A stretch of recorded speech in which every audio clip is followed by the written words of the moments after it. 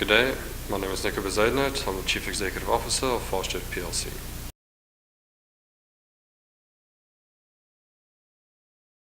The relationship between aviation and healthy economic growth across the world has been long established. We've seen in geographies, whether it's developed markets or developing markets, if you've got a flourishing aviation economy where affordability and accessibility of air travel is encouraged actively by regulatory frameworks, active participants in the in the environment, you find that consumers have more choice, lower prices, and these all serves as input into healthy economic growth.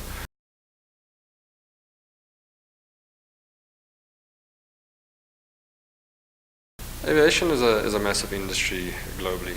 Generally, the industry accounts for probably $800 to $900 billion in turnover per year.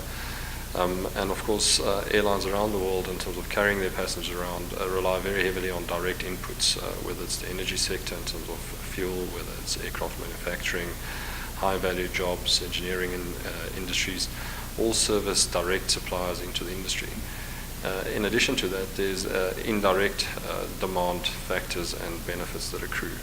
There we're looking at anything from car rental companies, the porters working at airports, suppliers in the airport environment, and when you go further afield into the hotel industry, into busing, general transportation services, and the supply industry, whether it's fast foods, etc., all surrounding tourism, travel and tourism as a direct industry. So you can see that catalytic and direct and indirect demand is quite substantial. In Africa, we see that aviation contributes indirectly to approximately $80 billion in economic activity per annum. Directly, the industry generates approximately 7 million high-value jobs, full-time jobs on the continent. So the industry, most definitely from a direct contribution standpoint and indirect contribution standpoint, cannot be underestimated.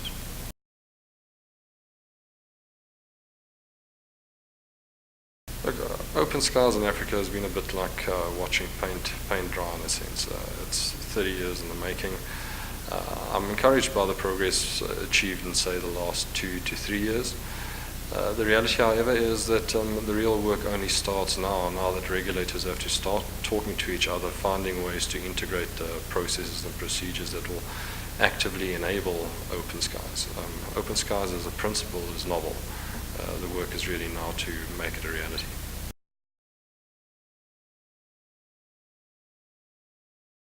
The open skies and economic integration, or any form of integration at a regional level, I most definitely encourage, generally speaking.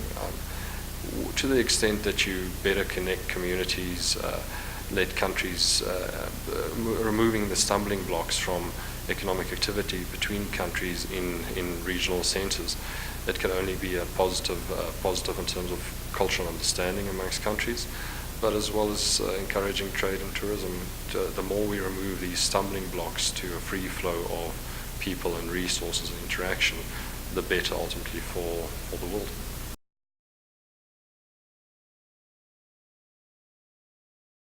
I think that from a regulatory standpoint, firstly, removing some of these stumbling blocks, allowing a free flow of competition amongst carriers and countries, so that consumers get more choice, get more exposure to different cultures. So visa regimes, for example, making it easier for visitors to come to your country, actively using tourism bodies and promotional entities to make yourself known, your country known to your neighboring country and regions. So active participants in the part of private and public sector in terms of suppliers, in terms of the tourism product, as well as the transportation to this tourism product, as well as a regulatory environment that facilitates the free flow of people and movement of products and services. All of this is required to ultimately help foster a sustainable tourism industry in the continent.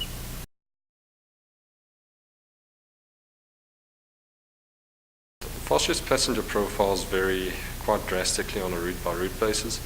If you look at routes like, for example, Johannesburg, Harare, where we operate 4 flights a day, we most definitely attract a large portion of business travelers. Our schedule is quite convenient for purposes of business travel.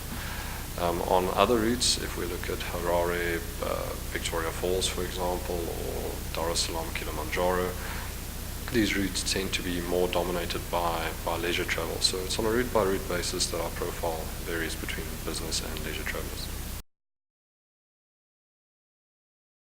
Generally, again, our markets differ. Our Tanzanian market has struggled. The economy is in a tight spot in Tanzania, whereas the exact opposite is true in, for example, Zimbabwe, where there's been a bit of a euphoria in terms of the political change in that country. So we've seen very strong demand in Zimbabwe, we've seen strong demand in Mozambique, and somewhat more subdued demand in Tanzania.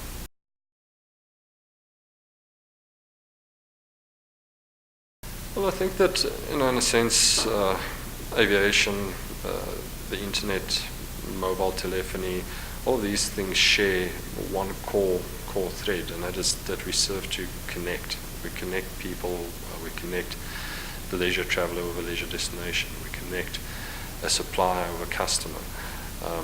And the more aviation becomes more efficient, the more it will reduce cost and improve reliability for purposes of supporting travel and tourism.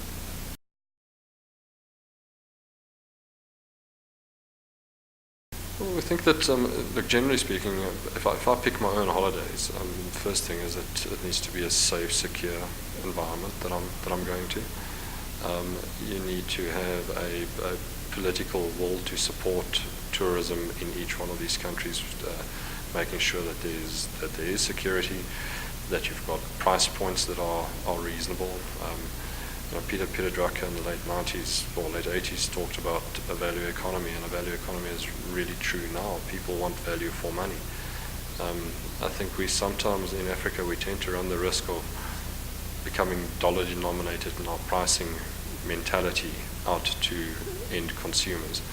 So Africa is a high value destination, a high quality destination. The tourism and the wildlife, the beauty, the sheer beauty in our continent cannot be denied. But I think that as with Central Asia and East Asia, Africa remains a value proposition, a good money for value proposition, and the continent shouldn't move away from price itself out of the market ultimately.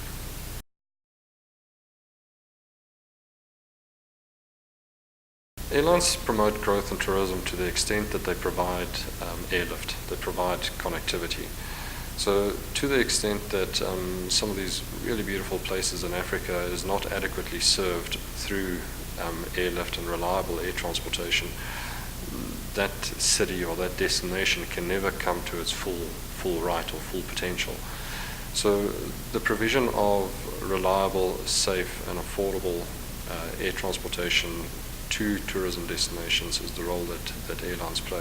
Of course, it plays an ancillary marketing role to the extent that we consistently communicate with high-value customers with disposable income, and we typically have the means to communicate to this passenger base.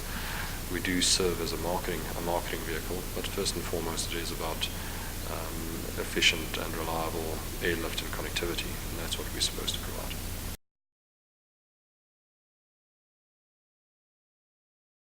Airlines and the value chain within the travel trade are fundamentally closely intertwined. If you look at historically, cost of distribution, for example, in aviation was averaged between 10 and 15%, and that cost has to be defrayed and recouped from the paying customer.